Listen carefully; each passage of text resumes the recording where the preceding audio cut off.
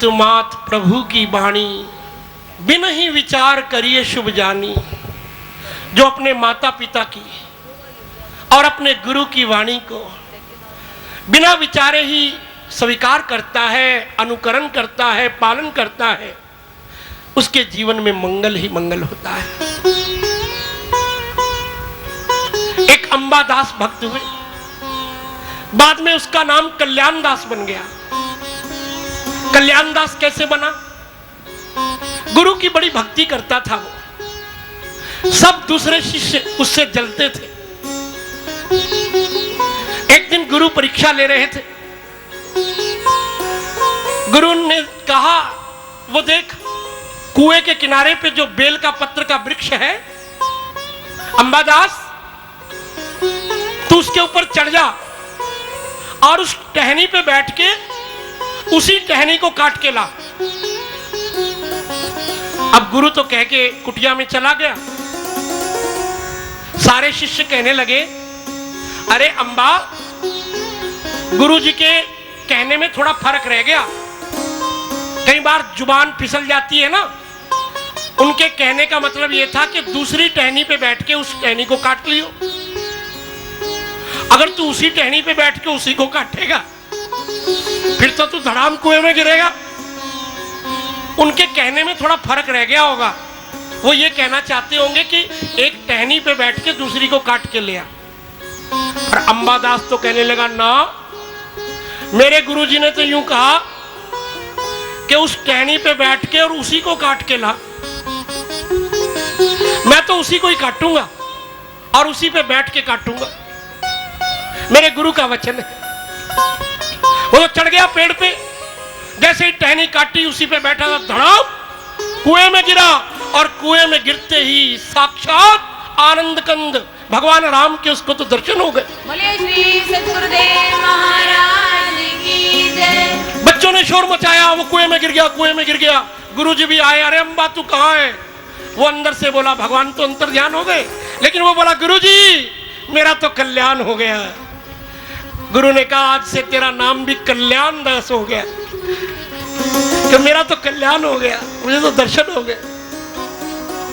तो इस पुरुषोत्तम के महीने में ऐसी ऐसी कई कथाएं आपको कही हैं। मेरा भाव यही है कि जितना भी आप याद रख सको, स्मरण रख सको, उसे जीवन में अपनाओ। अवश्य आपके जीवन में भी मंगल आएगा।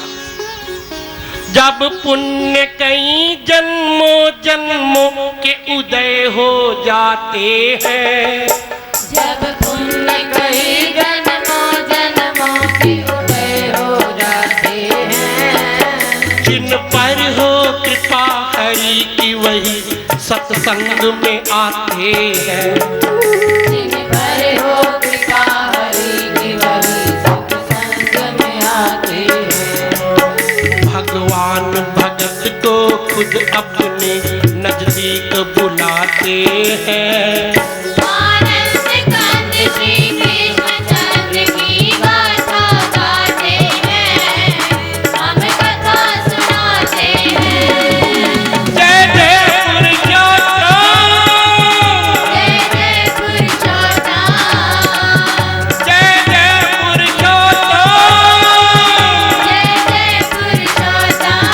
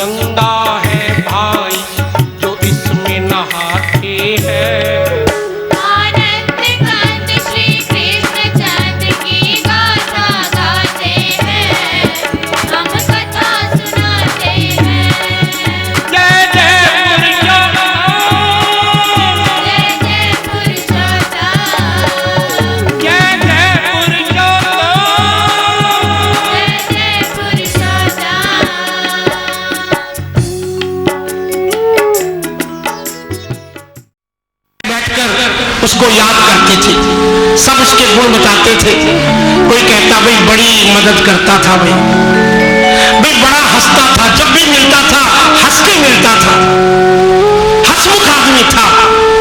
कोई कहता भाई हम तो जब भी कहीं रास्ते में मिल गए राम राम किए बिना नहीं रहता था, इतना अच्छा आदमी था। तो उनके यहाँ एक परंपरा थी कि जब तक अग्नि नहीं देंगे, जब तक उस आदमी की कोई अच्छाई ना बताओ, चर्चा ना करो। लेकिन सारे तो एक कैसे नहीं होते। उस गांव में एक महादुष्ट आदमी था, उसका खानदान भी ऐसा ही रहा। उनके परिवार में कभी किसी ने कोई सत्कर्म नहीं किया, चोरी करना, बेईमानी करना, रोज लड़ना झगड़ना, मारपीट करना, गाली गलौज करना, इसी में सारी जिंदगी व्यतीत हुई। मांसाहार, घर जैसे उनका नरक। अब ऐसा प्राणी जो है, मरना तो सब नहीं है, उसकी भी एक दिन मृत्यु हुई। लेकर के आए शमशान में, तो पंचायत बैठ गई, कहने लगे भाई इसको अग्नि तो तभी दी जाएगी कोई इसकी अच्छाई का चर्चा करो।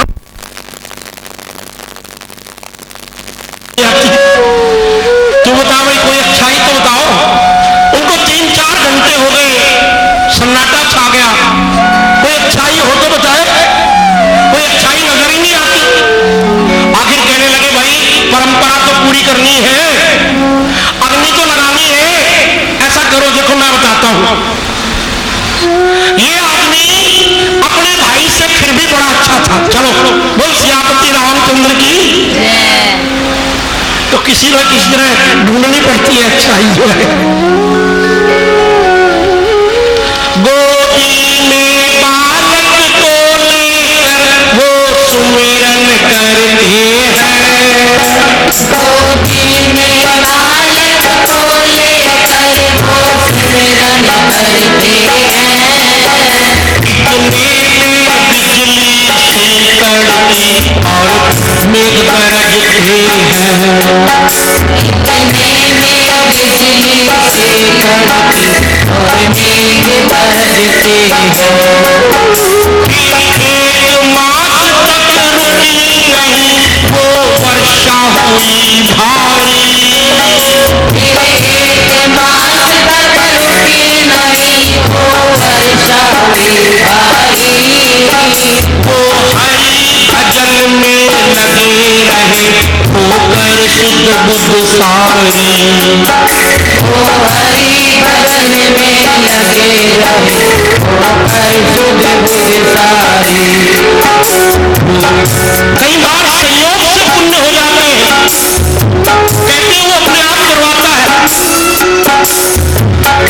बालक का शरीर मरा हुआ गोदी में लेकर वो घर आ गए, विलाप करते रहे, रो रो कर आंखों के आंसू भी समाप्त हो गए। संयोग से फिर ऐसी वर्षा शुरू हुई कि 1 महीने तक वर्षा ने रुकने का नाम नहीं लिया।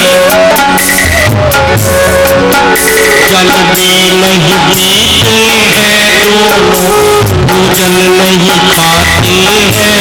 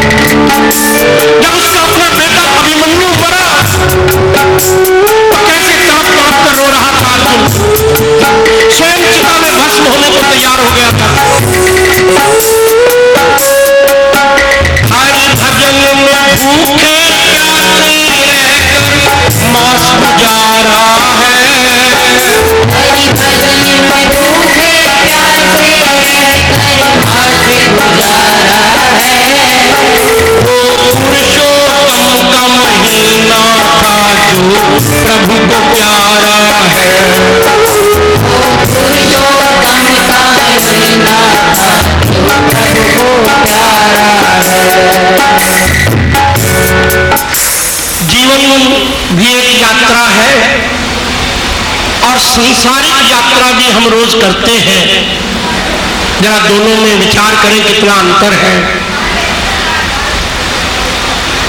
मान लीजिए आपको हरिद्वार जाना है, तो पहले से ही आपने एक तो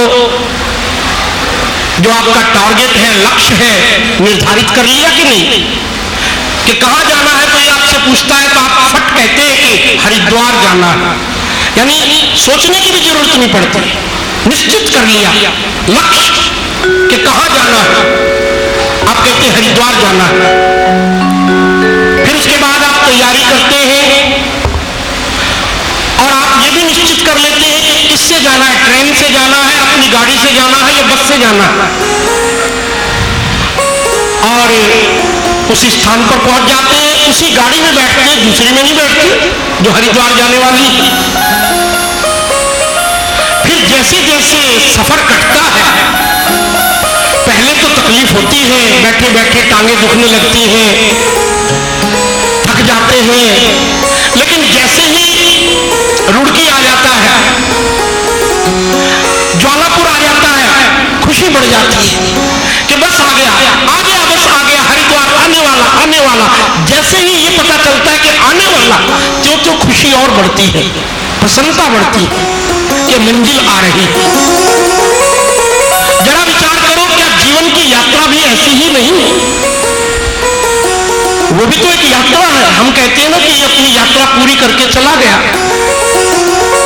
लेकिन क्या हमें अगर ये कोई पूछे, हम बस स्टैंड पर खड़े हो, कोई ये पूछता है कि तुम कहां से आए, तो हम कहते हैं अपने घर से आए। कोई पूछता है तुम्हें कहां जाना है, तो हम कहते हैं हरिद्वार जाना है। लेकिन आज हमसे ये कोई पूछे जीवन के बारे में कि क्या तुम्हें मालूम है तुम कहां से आए, तो सोचना पड़ेगा। बहुत से लोगों को नहीं मालूम होगा कि हम कहां से आए। और ये पूछा जाए कि कहां जाना है, ये तो बिल्कुल ही नहीं पता कहां जाना है। लक्ष्य क्या है, मार्ग क्या है, दिशा क्या है, ये बहुत कम लोग तय कर पाते हैं। और फिर कहते हैं भी बचपन में बड़ा आनंद था, जवानी भी ठीक ठाक गुजरी, लेकिन जैसे जैसे बुढ़ापा आ रहा है, बस तनाव ही तनाव, रोग ही रोग, परेशानियां ही परेशानियां। आनंद तो बचपन में था, यानी बिल्कुल उल्टा हिसाब। यात्रा जब आरंभ होती है तब थकावट, तब टेंशन, लेकिन जैसे जैसे मंजिल आने लगी तब तो खुशी होनी चाहिए। लेकिन क्योंकि हमारी दिशा भी ठीक नहीं, लक्ष्य भी पता नहीं, इसलिए हम कहते हैं कि जीवन में पता नहीं कहां जाना है, क्या पाना है, कोई आनंद है नहीं। लेकिन एक प्रकार के वो लोग होते हैं जिन्हें ये मालूम है कि हम परमात्मा के घर से ही आए हैं, परमात्मा के ही घर जाना है, और ये जीवन भजन करने के लिए मिला है और भजन कर रहे हैं, भजन में आनंद आ रहा है। मृत्यु आए तो आए, इसका स्वागत है, तो उनको वैसा ही आनंद आता है वृद्धावस्था में भी, जैसा कि किसी को अपनी मंजिल मिलते समय।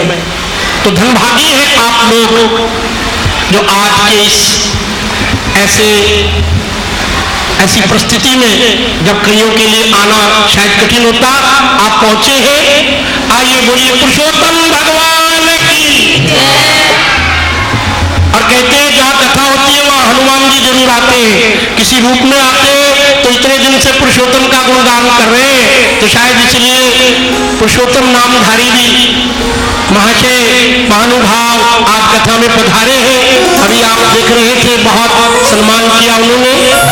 जादो पुण्य के जन्मों जन्मों के उदय हो जाते, कई जन्मों जन्मों के उदय हो जाते हैं। पर हो कृपा हरि की वही सत्संग में आते हैं। पर हो कृपा हरि की वही सत्संग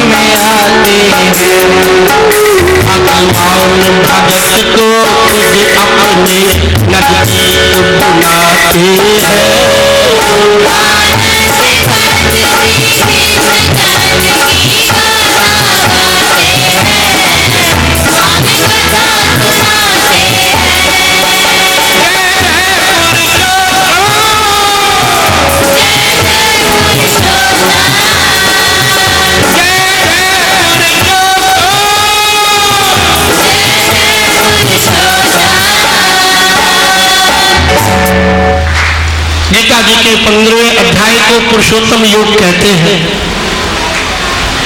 भगवान ने गीता जब सुनाई तब तो वास्तव में पुरुषों में पुरुषोत्तम कहलाए, लेकिन जब इनका जन्म हुआ बाल्य अवस्था में तब भी लक्षण पुरुषोत्तम माने ही थे। कई बालक बड़े अद्भुत होते हैं, जितनी उनकी आयु नहीं होती उससे अधिक वो कर्तव्य करने लगते हैं, सबका मन मोह लेते हैं। तब सभी कहते हैं कि ये कोई साधारण बालक नहीं है, ये कोई दिव्य बालक है। ऐसे ही नंदरानी के घर जब कन्हैया आए थे तो सब ब्रज की गोपियां कन्हैया को देखने के लिए आया करती थी। बालक जब 1 साल का हो जाता है ना तो उसे कुछ कुछ सिखाते हैं। आजकल के समय के हिसाब से पूछते हैं बच्चे को, तेरा नोज कहाँ है, नोजी कहाँ है? वो लगाते हैं यहाँ हाथ, कहते हाँ क्या बात, तेरा हेड कहाँ है, हेड? वो कहता है ये, तो बड़े खुश होते हैं, हाँ क्या बात क्या बात। लिप्स कहाँ है, लिप्स? ये बच्चा यहाँ आता है, बहुत प्रसन्नता होती है। हाँ कन्नू बता, ईयर कहाँ है, ईयर? कहते ये। अच्छा फिर तब बिल्ली कैसे बोलती है, माऊ माऊ, बच्चा कर। ऐसे ही कन्हैया के घर गोपियां इकट्ठी हैं और कन्हैया को बारी बारी से कहते हैं, ओ मेरे लाल, ओ काना। कन्हैया छोटे से 1 साल के, कहते हो बाबा की पादुकाएं उठा के ले आएगा। कन्हैया जाते हैं, बाबा की पादुकाएं उठती तो नहीं लेकिन बड़ा प्रयत्न करते हैं, उठा करके ला देते हैं। गोपी बड़ी प्रसन्न होती है, कन्हैया को चूम लेती है, गोदी में उठा लेती है। फिर दूसरी गोपी कहती है, अच्छा कन्हैया तुझे मालूम, बता झाड़ू किसे कहते हैं, बता कहाँ पड़ी है झाड़ू, उठा के ला। तो कन्हैया देखते हैं, इधर देखते हैं, दरवाजे के पीछे पड़ी है, जाते हैं ठुमक ठुमक करके झाड़ू उठा के ले आते हैं। गोपी गोदी में उठाती है, मुख चूमती है, सबको बड़ा आनंद आता है। फिर कोई गोपी कहती है, तो मेरे प्राण धन, ओ नंद के लाडले, जो वो पीढ़ा पड़ा है ना, पीढ़ा मालूम है काफी बड़ा पीढ़ा, जब उसको उठा के ला। कन्हैया बड़े सियाने चतुर है, पीढ़ा भी जानते हैं क्या होता है। पीढ़े के पास चले जाते हैं, घुटने से उठाते हैं, फिर पेट को लगा करके ऐसे खींच के लाते हैं और गोपी को देते हैं। गोपी हाथ में लेती है और हंस हंस के दोहरी हो जाती है और गोदी में लेकर कन्हैया को चूमती है। कन्हैया देख रहे हैं कि सब मुझे बड़ा सियाना समझते हैं, बड़ा चतुर मानते हैं। एक गोपी कहती है, अच्छा काना बताओ भ्रमर कैसे बोलता है, भंवरे की आवाज निकाल के दिखाओ, भंवरा कैसे बोलता है? तो कन्हैया कहते गू गू, ऐसे बोलता है, ऐसे बोलता है। फिर गोपी एक दूसरी गोपी दिखाती है, ओ कन्हैया देख मोर नाच रहा है ना, ये मयूर नाच के दिखाओ कैसे नाचता है, नाच सकते हो जैसे मोर नाच रहा है। तो कन्हैया अपने हाथ ऐसे पीछे कर लेते हैं, गर्दन ऐसे ऊंची कर लेते हैं और ऐसे ऐसे नाच के दिखाते हैं। सब गोपियां ताली बजाती है और खूब हंसती है।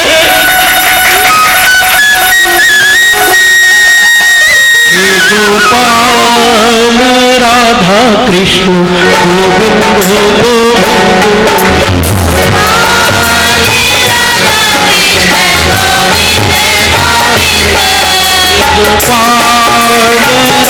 राधा कृष्ण गोविंद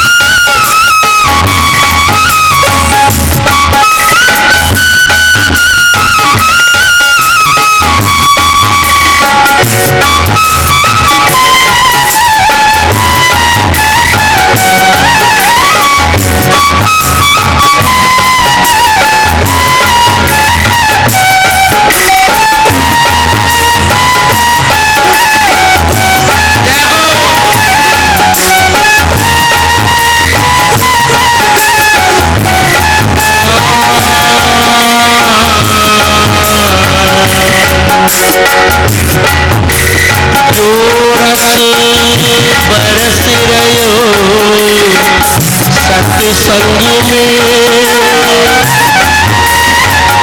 सूरत तीन लोक में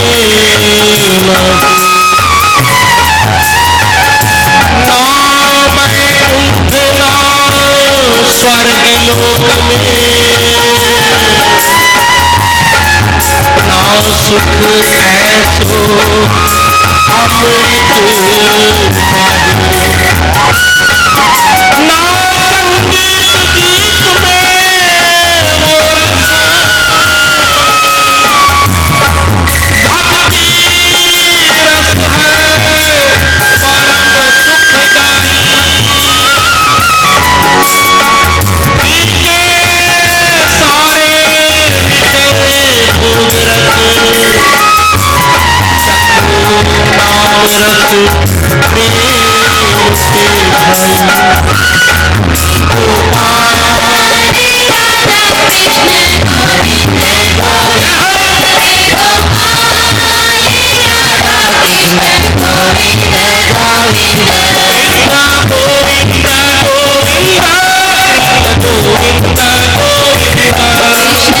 सुखदाई पीके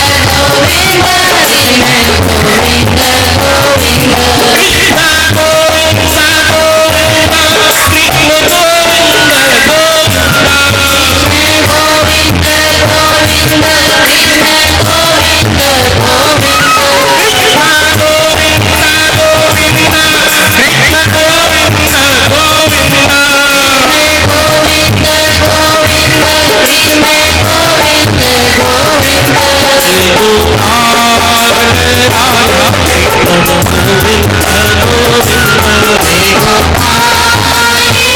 भोग रस नाम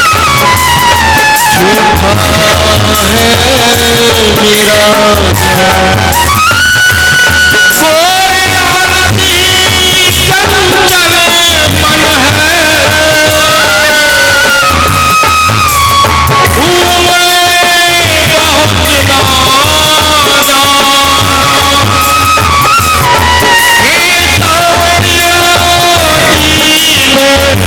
प्रेम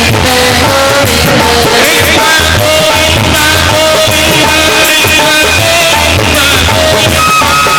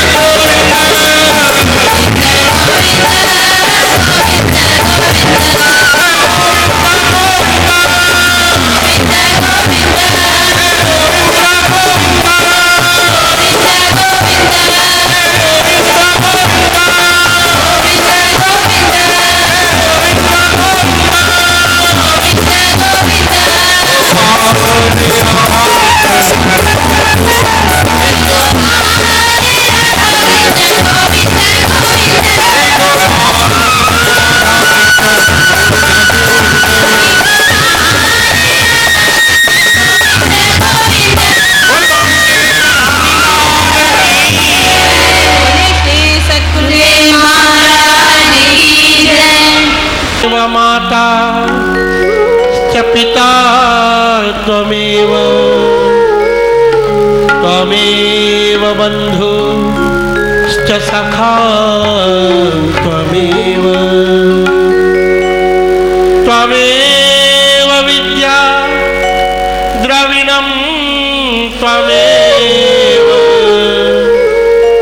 त्वमेव सर्वं मम देव देव अखण्डमण्डलाकारं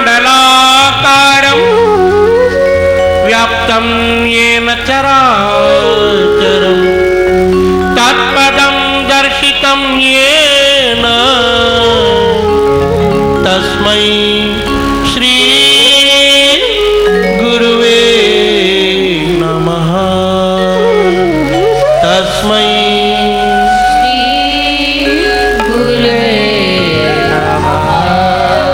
प्रेम से कहो सच्चिदानंद भगवान की जय।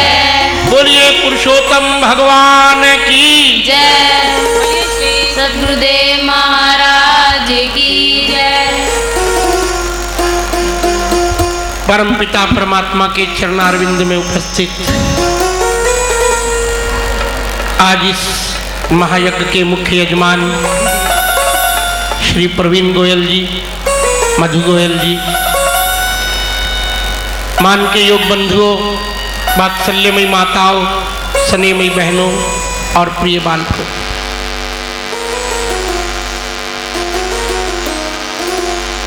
संसार में प्रत्येक तत्व अपने उद्गम से मिलना चाहता है। कोई भी अंशी अपने अंश को जुदा करके वापिस अपने में मिलाना चाहता है। तुम देखो, ज्योति की लौ हमेशा ऊपर को उठती है, नीचे क्यों नहीं जाती? क्योंकि सूर्य आकाश में है, वह ज्योति सूर्य से जुदा हुई है, इसलिए वापिस अपने उसी अंशी के साथ मिलने को आतुर है। ये पानी नीचे को क्यों बहता है? क्योंकि समुद्र नीचे है, समुद्र से पानी जुदा हुआ है, इसलिए जल पुनः अपने उद्गम में लौट जाना चाहता है। ये धुआं ऊपर की ओर क्यों उड़ता है? क्योंकि वायु आकाश में है। इसी प्रकार ये जीव भी परमात्मा से जुदा हुआ है, तभी से वह अपने उद्गम को ढूंढ रहा है। बचपन में खेल खिलौनों में ढूंढा, थोड़ा रस मिला, लेकिन फिर फीका पड़ गया, क्योंकि वहां वो था ही नहीं। फिर अपने विपरीत लिंग के प्रति आकर्षित हुआ, स्त्री पुरुष में, पुरुष स्त्री में, लेकिन वहां भी वो रस नहीं मिला। धन में खोजा कि शायद उससे तृप्ति होगी, लेकिन धन में भी नहीं मिला। ऊंचे ऊंचे पदों पर पहुंचा, क्योंकि जब तक जिस व्यक्ति ने वस्तु रखी है वो ठिकाना नहीं बताएगा, तब तक सारा घर ढूंढ मारो, संदूक, अलमारी, कोना कोना, चप्पा चप्पा छान लो, वो तो कोई भेदी बताएगा कि मैंने चीज वहां रखी है और वहां जल्दी से मिल जाएगी। मैंने सुना एक बार एक जोहरी अपनी तराजू में कुछ मोती तोल रहा था। एक घसियारा घास काटने वाला वहां से गुजरा और उसने जोहरी को मोती तोलते हुए देखा तो बड़ा प्रसन्न हुआ। थोड़ी देर खड़ा हो गया, पूछा कि ये क्या है? जोहरी ने कहा, अरे भाई ये मोती है। कि इनकी क्या कीमत होगी? कि एक एक मोती लाख लाख रुपए का है। घसियारा तो सुन के बड़ा चौंका, एक एक मोती लाख रुपए का। अगर हमें भी ऐसे मोती मिल जाए तो? पूछा कि सेठ जी ये मिलते कहां हैं?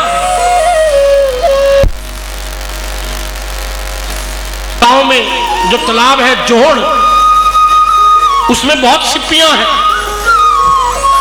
वो तो जल्दी से अपने गांव पहुंचा और घुसा तालाब में, जोहड़ में सिप्पियां निकाल के लाया और बैठ के उनमें फोड़ फोड़ के देखने लगा। कहीं भी मोती नहीं मिला।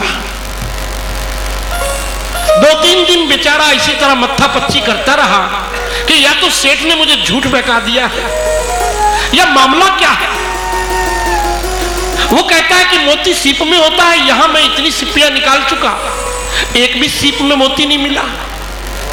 संयोग की बात, वो जोहरी भी वहां से जा रहा था। बस फिर तो उसने पकड़ लिया कि बोले महाराज आप झूठ बोलते हैं, आप कहा था कि मोती सीप में होता है, मैं तो कब से देखो ढेर लगा दिए सिप्पियों के, एक भी मोती मुझको मिला नहीं। सेठ हंसने लगा, अरे पगले,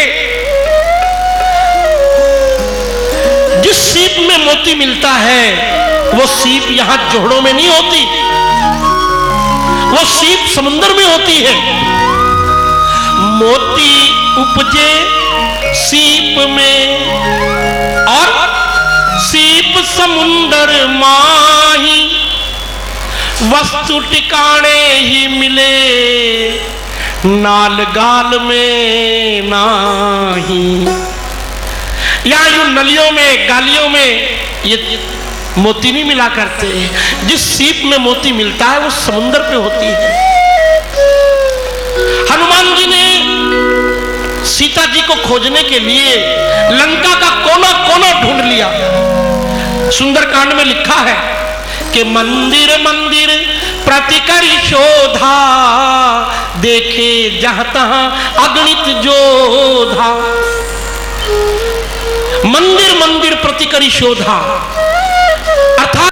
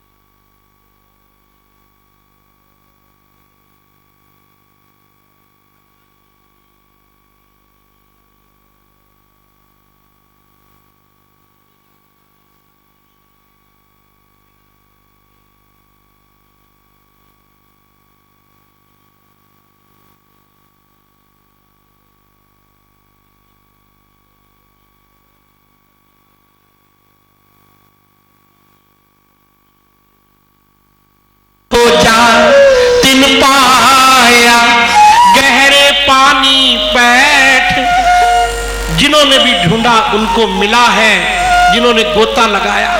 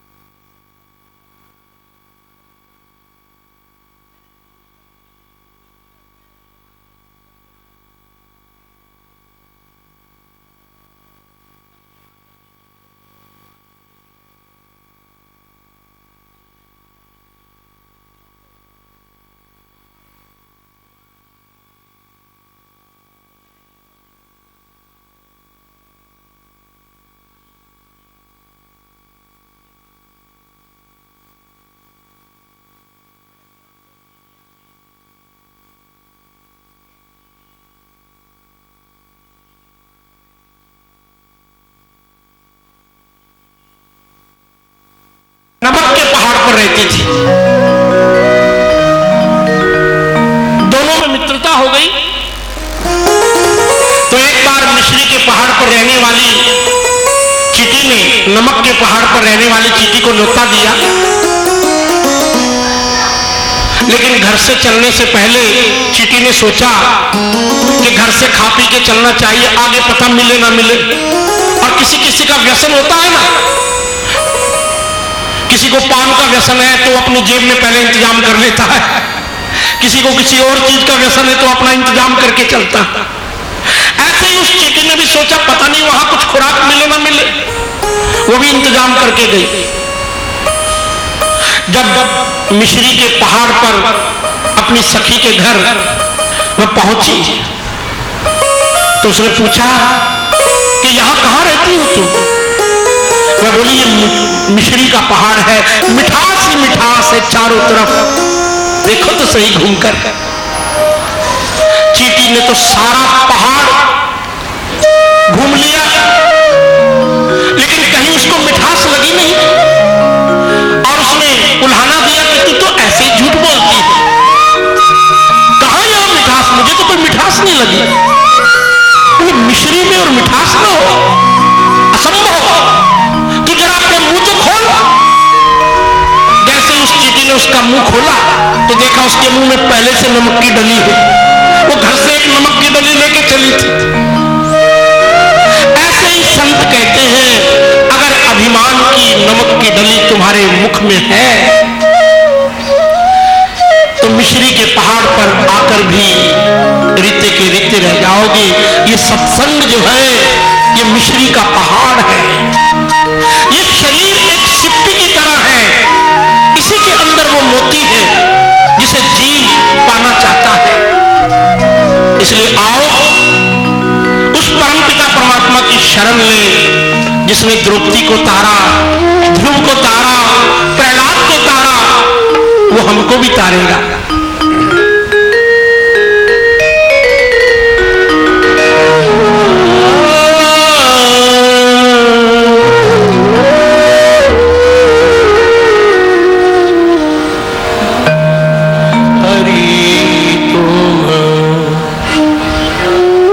संतन के हितकारी हरि तुम, संतन के हितकारी हरि तुम, भक्तन के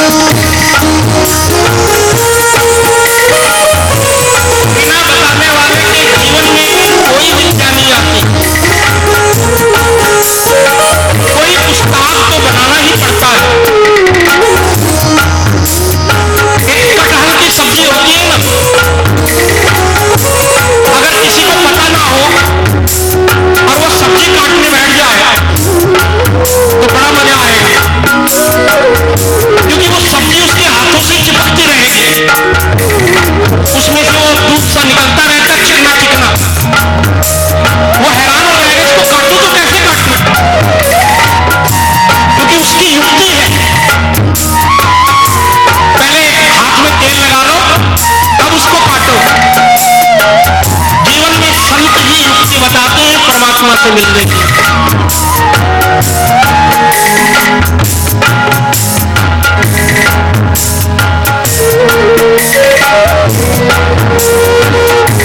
जब गजरा जिगरा बस कीनो, जब गजरा जिगरा बस कीनो, तब हरि नाम पुकारी, तब हरि नाम पुकारी। गजबे छंद छुड़ावन कार,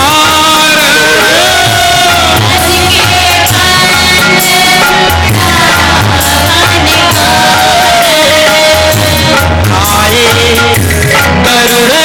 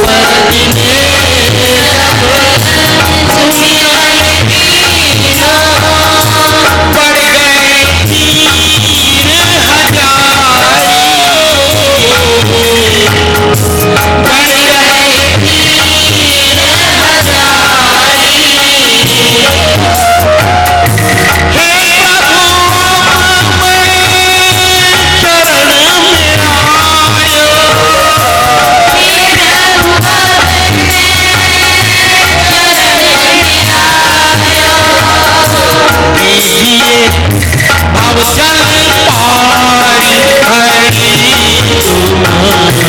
भक्तन के हितकारी हरि, भक्तन के भक्तन के